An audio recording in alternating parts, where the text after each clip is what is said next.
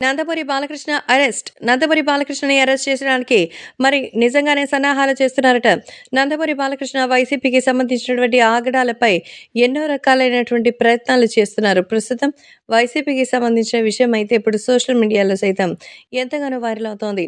అలాగే ఇప్పుడు నందమూరి బాలకృష్ణని అరెస్ట్ చేసినటువంటి వ్యక్తులు కావాలని ఇబ్బందులకు గురి చేశారని చెప్తున్నారు.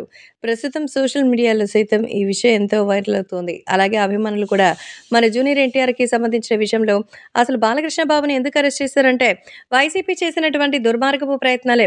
నందమూరి బాలకృష్ణని అనవసరంగా కోపం తెప్పించి, ఆయన మీద అనుచిత వ్యాఖ్యలు చేసి, ఆ తర్వాత అనిపించుకొని పరువు నష్టం దావా అంటూ ఆయన మీద అయితే మరి భారీగానే ఫైన్ వేసినట్టుగా తెలుస్తోంది.